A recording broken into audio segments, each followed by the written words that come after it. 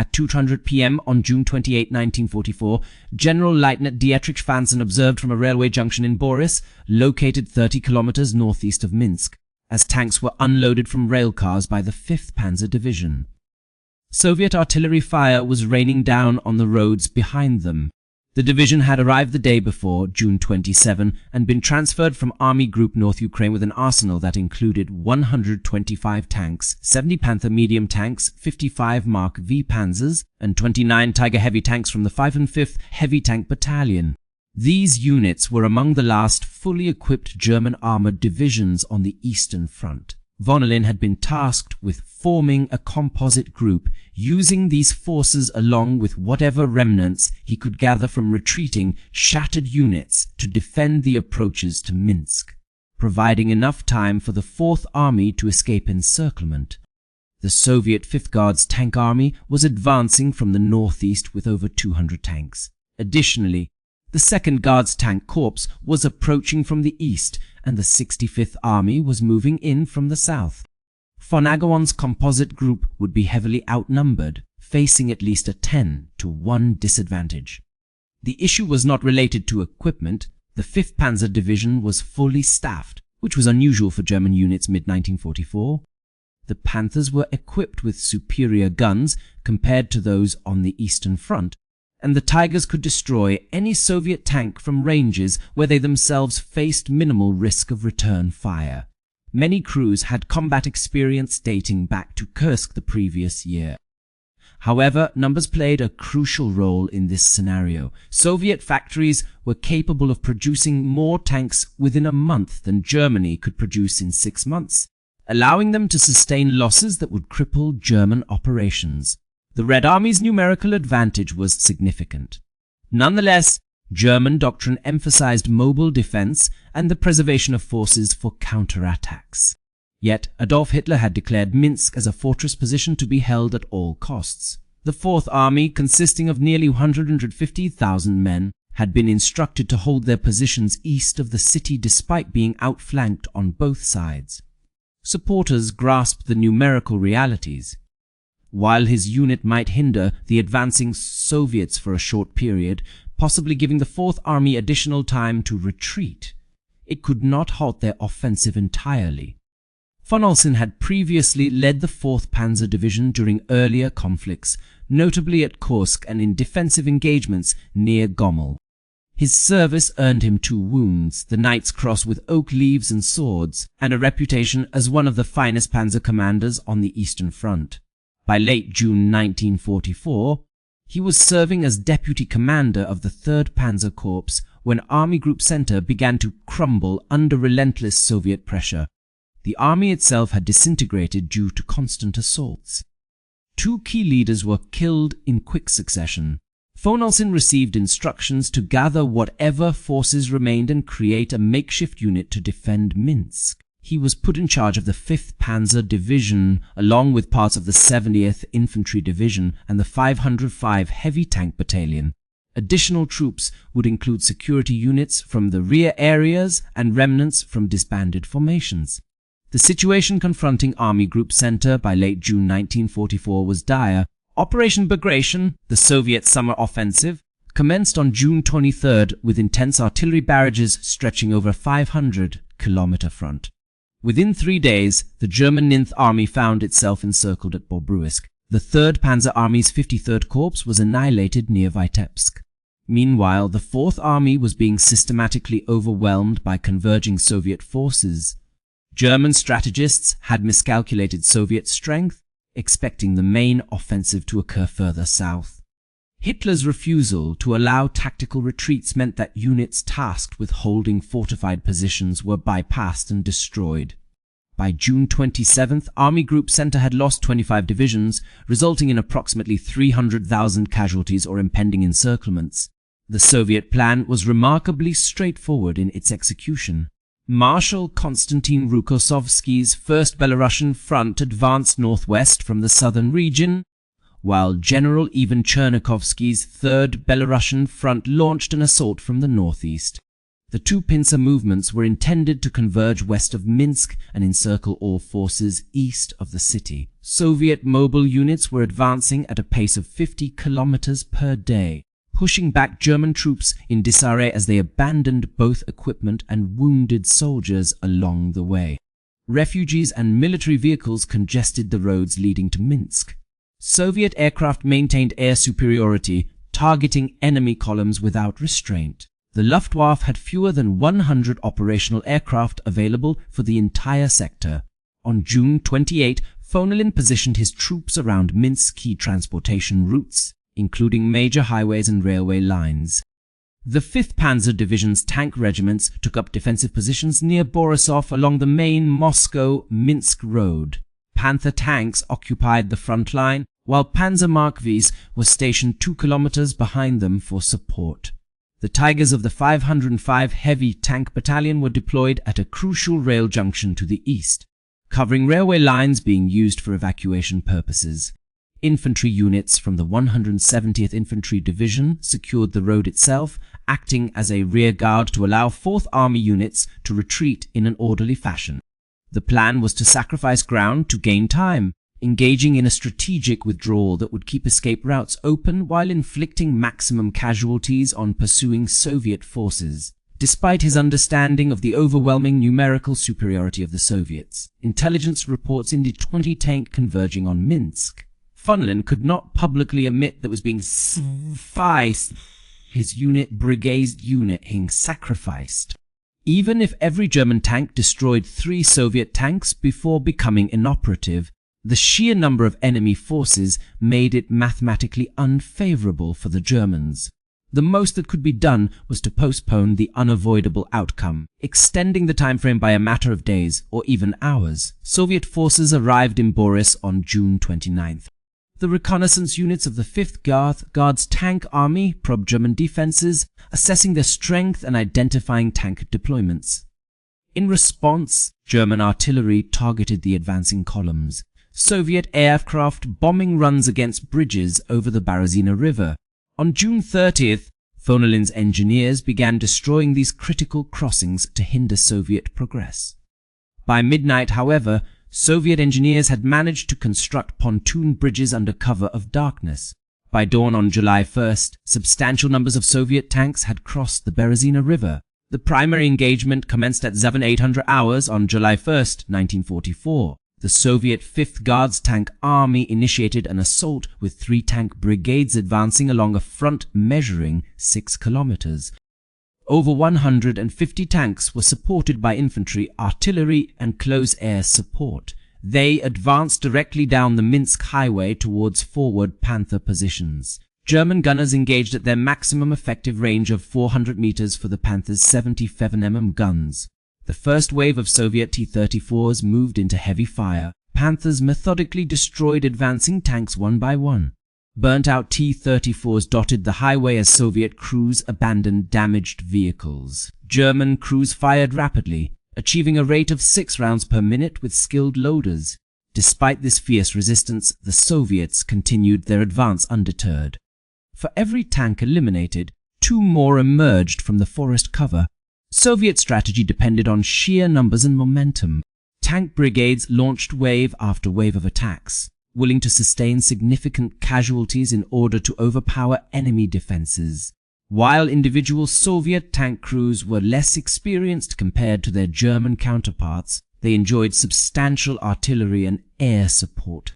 Katyusha rocket launchers provided relentless barrages against German positions, while Sturmovik aircraft conducted multiple low-altitude runs, firing rockets at identified tank formations. The Tigers stationed in Kriki managed to destroy numerous Soviet tanks from ranges exceeding 2,000 meters.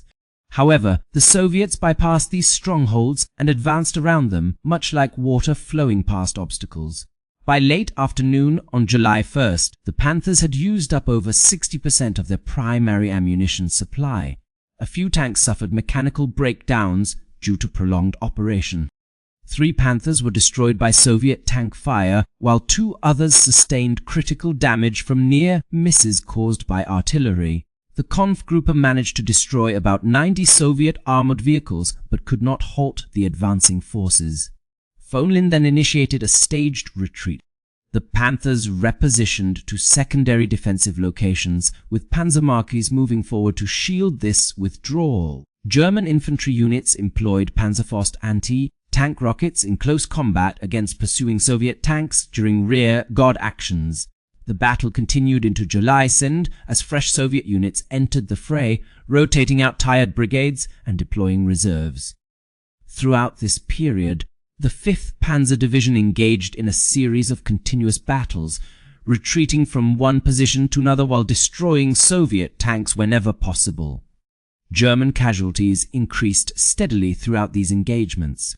7 additional Panthers were destroyed. 4 Panzer Marviks and 5 Tigers fell victim to enemy action, 3 due to gunfire, 2 from mechanical failure. The 505 Heavy Tank Battalion reported destroying 128 Soviet tanks, but all the Tigers ultimately ceased operations. By July evening, the 5th Panzer Division had only around 80 operational tanks left. Minsk was fully encircled on July 3rd when the 2nd Gord's Tank Corps broke through and entered the city early in the morning. The city was liberated by Soviet forces by July 4th. To the west of Minsk, the 65th Army and 5th Guards Tank Army completed the encirclement. Meanwhile, the 4th Army and remnants of the 9th Army were surrounded to the east of the city. Roughly 100,000 German soldiers found themselves trapped in a pocket. Over subsequent days, various units attempted breakout maneuvers. Most failed, but some managed to escape through gaps in Soviet lines. The majority were either killed or captured. On July Fonzen was granted permission to withdraw towards Mühledekno, located about 60 kilometers northwest of Minsk. This decision came too late for the 4th Army, but helped Kung Group within Fonzen's command avoid total annihilation. Throughout the first week of July, KG Group conducted a fighting withdrawal, engaging Soviet forces in delaying actions. They left behind damaged vehicles and destroyed equipment that could not be transported, while also participating in rear-guard battles to safeguard retreating infantry units. By July 8th, the 5th Panzer Division had only 18 operational tanks remaining. A division that originally comprised 125 tanks 11 days prior was effectively rendered combat ineffective. The Soviet understanding of these engagements stemmed from documents seized during combat and post-war narratives. The war diary of the 5th Guard Tank Army revealed that German resistance northwest of Minsk was more stubborn than anticipated. Soviet commanders had expected a quick breakthrough, but instead faced delays lasting nearly 3 days. Losses among Soviet tanks were higher than initial estimates suggested. A tank brigade commander reported that German crews were exceptionally skilled and that their Panthers and Tigers outmatched Soviet tanks in direct combat. Only numerical superiority enabled the Soviets to push forward. Despite the delay, which was measured in days rather than weeks, several thousand German soldiers managed to escape from the Minsk encirclement before it was fully sealed by Soviet forces. Fonak Grippa's unit continued fighting into July, steadily retreating westward toward Lithuania and participating in defensive battles at Molodino and Vilnius. By late July, remnants of the 5th Panzer Division were withdrawn from the front line for regrouping. The division would be rebuilt with new personnel and equipment, but never regained its combat effectiveness as it had been before June 1944. Most experienced tank commanders were either dead or wounded, while veteran crews who had fought at Kursk no longer existed. Cohesion developed through months of combat was lost. Von Ocklin continued to command the 39th Panzer Corps throughout the autumn of 1944. On August of 1944, he was promoted to General der Panzertruppe. He received a mention in the Wehrmacht des Chefs der Heeresbesatzungslamts Wehrmacht on July 5, 1944, for his actions during the defensive battles around Minsk. The citation highlighted how his command successfully maintained escape routes for retreating German forces despite intense pressure from enemy forces. Von Ocklin left the 39th Panzer Corps in late September 1944 when he was assigned to lead the forming Panzer Grossdeutschland unit. In March 1945, Fonak Grippa was ordered to take command of the Second Army in East Prussia. He arrived at Hitler's headquarters for the briefing, wearing his cavalry sabre and mantle. Witnesses noted that Fonak offered a traditional military salute instead of the required Nazi salute since July 20, 1944, and did not remove his mantle during the gesture. He also addressed Hitler as Herr Hitler rather than Mein Führer. When informed by Hitler that he would have to take orders from the local Nazi party Gauleiter in Danzig, Fonak struck a map table with his fist and declared he had no intention of obeying the Gauleiter. Surprisingly, Hitler conceded, allowing Fonak to maintain command. During the defense of East Prussia near the end of World War II, Fonak commanded the Second Army. He implemented a strategic retreat, often defying Hitler's directives to stand firm and face certain death. Instead, he withdrew his troops when necessary to ensure their survival for further resistance. In May 1945, with Germany on the verge of surrender, von Linde declined offers to escape by air. On May 9, 1945, just a day after Germany's official capitulation, he surrendered to Soviet forces on the Hel Peninsula and remained with his troops in captivity. Fonak spent 10 years in Soviet prisons, initially incarcerated at Lubyanka prison in Moscow before being transferred to another facility. During interrogations, he endured severe beatings that left him permanently disabled. Released in 1955, he returned to Germany where he passed away near Munich on September 27, 1980, aged 88. He was laid to rest in a military cemetery. His tombstone lists his rank and decorations. Vonisen was the last German officer to be awarded the Knight's Cross with oak leaves, swords and diamonds. This honor was bestowed upon him on May 8, 1945, which marked the end of World War II in Europe. General Ordnance Karl Decker led the 5th Panzer Division through the Minsk battles and continued his command into the summer of 1944. In late 1944, he was promoted to commanding general of the 39th Panzer Corps. On January 1945, he received a further promotion to General der Tropa. By April 1945, his forces were encircled in the Ruhr Pocket during the American offensive in western Germany. Surrounded and with no supplies left, Decker took his own life on April 21, 1945.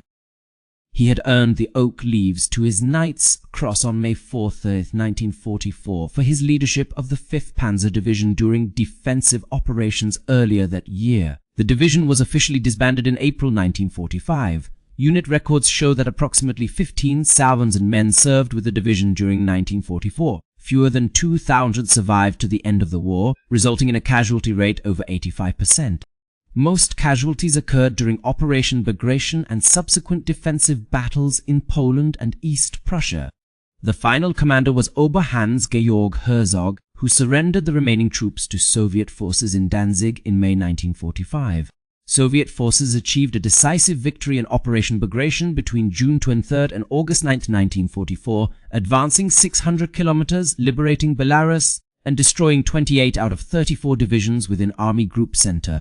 German casualties during this period amounted to approximately 400,000 killed, wounded, or captured. This operation was Germany's most significant defeat on the Eastern Front. It coincided with the Allied breakout from Normandy and France, stretching German military resources thin beyond endurance. Hitler had committed substantial forces to defend against the invasion in the West, weakening Army Group Center severely. Operation Bagration revealed that Germany had lost its capability to defend on multiple fronts. The tank engagement northwest of Minsk on July 1 and 7, 1944 encapsulated the country's strategic dilemma. German forces boasted superior equipment and more experienced crews. A Panther tank was generally more effective than a T-34 in direct combat. Furthermore, Germany prioritized quality over quantity and technical superiority over mass production.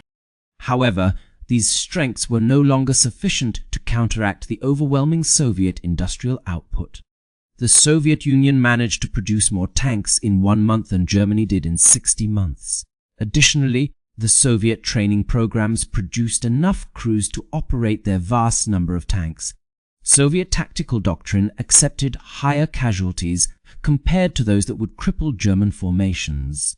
Mathematically speaking, Germany could win isolated battles, but was losing the attrition war. Vonner's defense of Minsk demonstrated professional military competence despite impossible conditions. He deployed his forces efficiently and conducted a disciplined retreat while inflicting substantial casualties on pursuing Soviet troops. His unit destroyed around 295 Soviet armored vehicles over 11 days of fighting, allowing several thousand German soldiers from other units to escape the encirclement at Minsk. Nevertheless, tactical victories could not alter the strategic outcome. Army Group Center was ultimately annihilated, and the Fourth Army ceased to exist. The path to Poland and East Prussia was wide open for Soviet troops.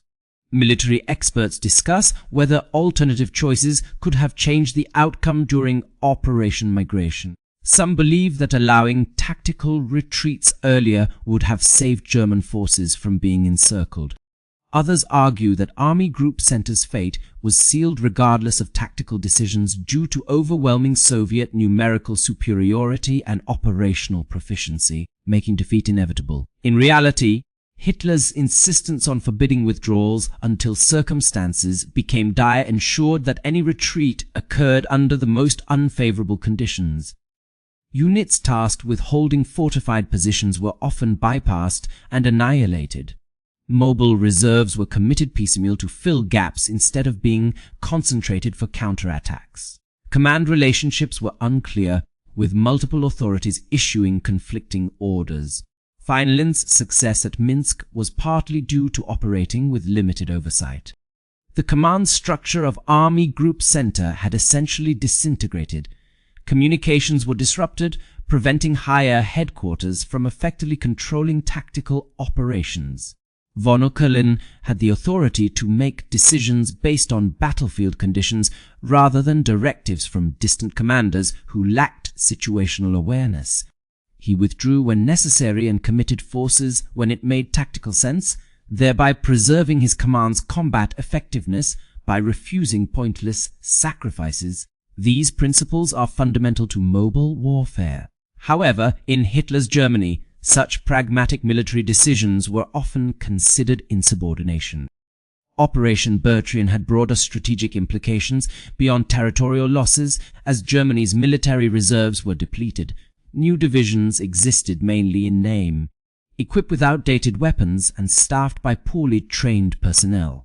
The Luftwaffe could no longer challenge air superiority due to fuel shortages and limited training opportunities. German industry, constantly targeted by Allied bombers, was unable to replenish its losses.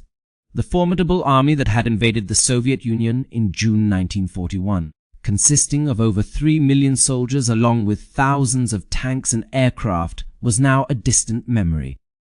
What remained were scattered remnants of once formidable units like the 5th Panzer Division, which had been worn down to ineffectiveness, alongside newer formations lacking the necessary training, equipment, and leadership for contemporary warfare.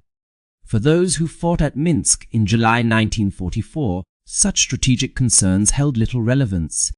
They continued to fight out of duty as soldiers, adherence to orders, and reliance on their comrades. German tank crews climbed into Panthers knowing they faced insurmountable odds. They loaded ammunition, identified targets, fired, reloaded, and kept firing until their tanks were destroyed or their supplies ran out. Infantry units held defensive positions against relentless Soviet assaults. Engineers dismantled bridges, while artillery crews fired continuously until overrun by enemy forces. Despite the absence of ideological motivation or loyalty to Hitler and National Socialism, soldiers fought because military discipline and unit cohesion demanded continued resistance even in the face of dwindling hope. Similarly, Soviet tankers climbed into T-34s knowing that German anti-tank guns could penetrate their armor at ranges where they could not effectively return fire. They advanced understanding that many would be lost, but also aware that Soviet tactics depended on overwhelming numerical superiority to breach German defenses regardless of the cost. However, these Soviet soldiers also recognized that they were winning. The Red Army was advancing, liberating Soviet territory and marching towards Germany itself with each kilometer gained. Every step taken brought them closer to ending the war. Despite the heavy casualties, the Soviet Union was able to sustain its losses through robust production capabilities. This allowed it to maintain a favorable trajectory in the war effort. The obliteration of the 5th Panzer Division during the Minsk offensive marked a significant turning point for German armored forces. Having fought in Poland, France, Yugoslavia, Greece, and on multiple fronts within Russia, this division played a crucial role in Operation Barbarossa, which began with the invasion of the Soviet Union in June 1941. It was involved in key battles such as Vyazma, Bryansk, and Moscow. The division endured the harsh winter counteroffensive launched by the Soviets from late 1941 to early 1942. Subsequently, it took part in defensive actions around Rusev and Orel before engaging at Kursk during a major German offensive in July 1943, which would be their last such push on the Eastern Front. Throughout these campaigns, the 5th Panzer Division earned a reputation as one of the most formidable armored units within the Wehrmacht. Soviet intelligence often cautioned against direct confrontation with this division whenever possible due to its effectiveness. However, the division's legendary status ended during the Minsk offensive in July 1944. Today, the battlefield northwest of Minsk is agricultural land where local farmers occasionally unearth remnants of tank battles from decades ago, rusting hulks of Panther and T-34 tanks that once clashed fiercely here. No memorials commemorate the site where Fonlin's K Group fought their desperate stand. The villages destroyed in battle have since been rebuilt, and forests that witnessed fierce armored combat have regrown. Life has moved on, though many who bore witness to this conflict are no longer with us. German and Soviet soldiers, along with their tank crews and infantrymen, are no longer present on the battlefield. Only official records and fading recollections keep their battles alive in memory. Von Solken never spoke extensively about his experiences during the Minsk battles after the war ended. The Soviet authorities frequently interrogated him while he was incarcerated, asking detailed questions about his role in Operation Bagration to glean insights into German defensive strategies and command structures. Fonak responded truthfully to military inquiries, but steadfastly refused to divulge information that could have compromised other German officers still detained by the Soviets. Upon his release, he shunned public recognition, declining interview requests and rejecting invitations to join veteran organizations. His friends characterized him as someone who had fulfilled his duty according to his conscience, made the best possible decisions amidst harrowing circumstances, and quietly bore the burden of those choices for the remainder of his life. The lesson derived from the events at Minsk, if one can distill any lessons from such occurrences, revolves around the limitations of tactical proficiency in light of strategic impossibility.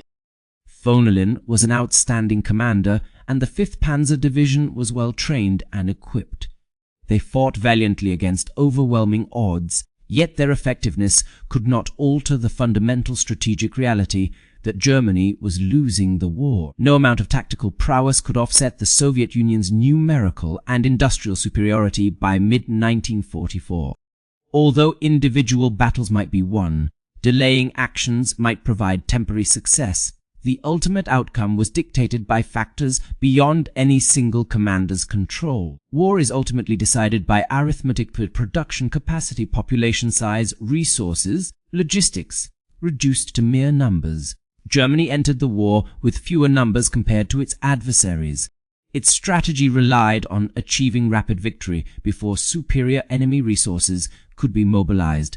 Once this strategy faltered and the conflict turned into a war of attrition, Germany's defeat became inevitable. The tank battle at Minsk illustrated this arithmetic clearly.